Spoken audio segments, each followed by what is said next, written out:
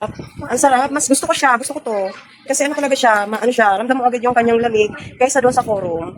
Pero nga lang, pricey lang ito guys. Pricey itong Tix. Pricey siya. So ito na tayo. So approve siya.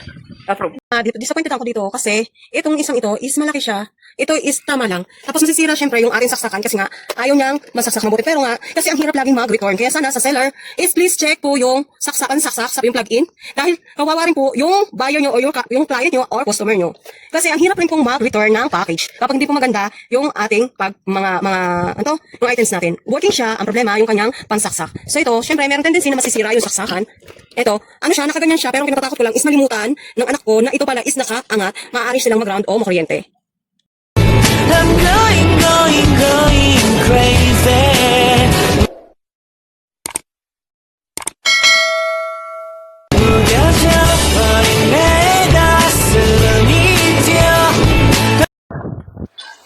So ito na nga mga kayamyan, mag-unbox na tayo guys ng ating bagong air cooler at galing siya sa Tix. Kasi yung nakaraan, yung ating air cooler na isa ay galing Purong. Ngayon sa Tix tayo kasi ito ay the remote siya mga kayamyan. Touch ano siya, hindi siya yung katulad ng Purong na katulad nito.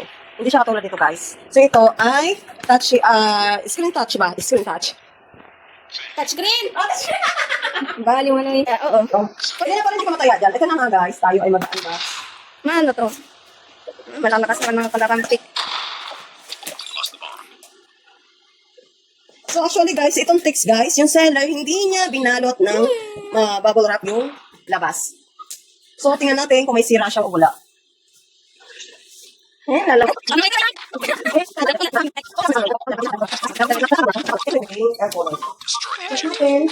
Wala. Okay. Wala siya bubble wrap. Pero mukha siyang matibay guys. Matibay siya mga kayamyam compare doon sa isa. Okay? Kasi yung isa, yung taas, Patay na ko! Ayoko na maglaro. ito siya, para matibay siya guys. At meron siyang apat mismo na tawag dito na ice box niya. Apat siya. So ito talaga, lalamig talaga siya. Kaya ito yung kanyang remote. Super cute yung remote niya guys. Sobrang Mas cute ako.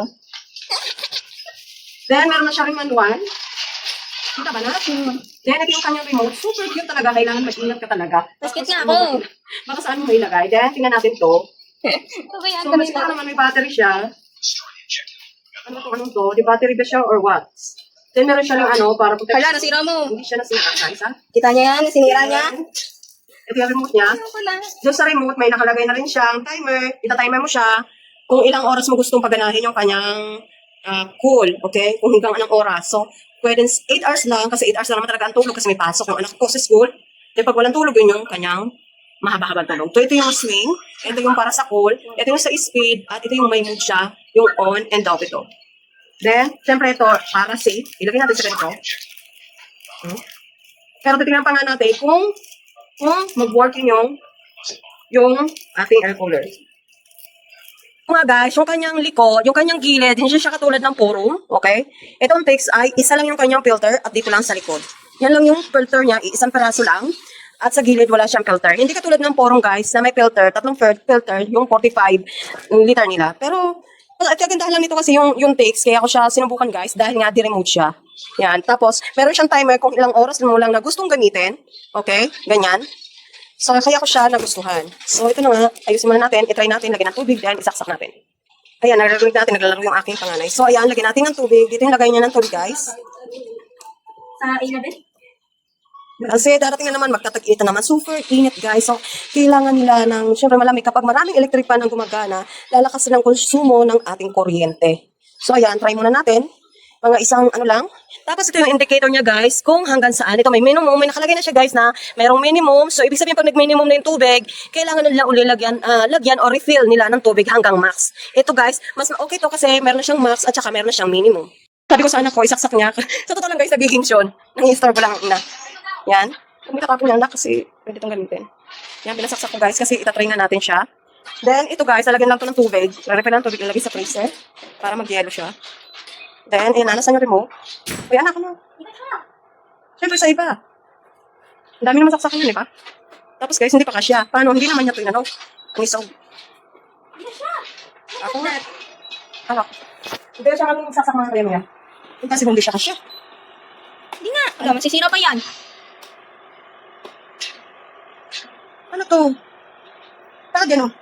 Ito, malaki kasi ito maliit. Ano ka naman to? Hindi ka siya sa baba. Anong ginagawa? Ba't ganito naman nila? Ito. Ano to? Ba't ganito ang ano nila? Masisira yung ano natin, no?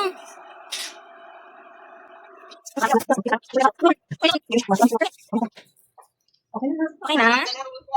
Yes. So, ayan guys. Ay, malamig na siya. Malamig na agad na siya. Anak ko. Hindi pa naka-open yung kanyang cooling pero malamig na siya. Tapos, ito yung kanyang cool.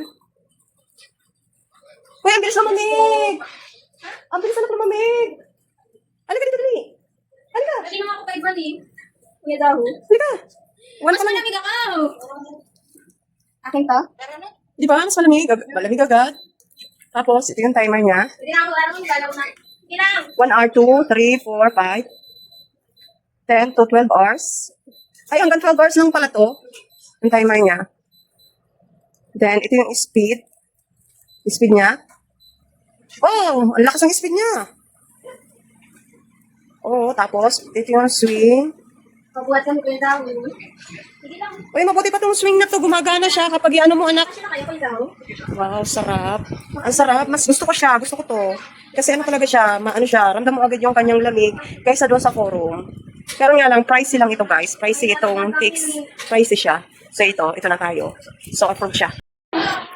Then, ito patayin na natin guys kasi akit ko na siya sa taas. Disappointed ako dito kasi itong isang ito is malaki siya. Ito is tama lang. Tapos nasisira syempre yung ating saksakan kasi nga ayaw niyang masaksak mabuti. Pero nga, kasi ang hirap laging mag-return. Kaya sana sa seller is please check po yung saksak sa yung plug-in. Dahil kawawa rin po yung buyer nyo o yung client nyo or customer nyo. Kasi ang hirap rin pong mag-return ng package kapag hindi po maganda yung ating yung items natin. Working siya, ang problema yung kanyang pansaksak. So ito, syempre meron tendency na masisira yung saksakan. Ito, ano siya, nakaganyan siya pero kinatakot ko lang is malimutan ng anak ko na ito pala is nakaangat, maaari silang mag-ground o makuryente.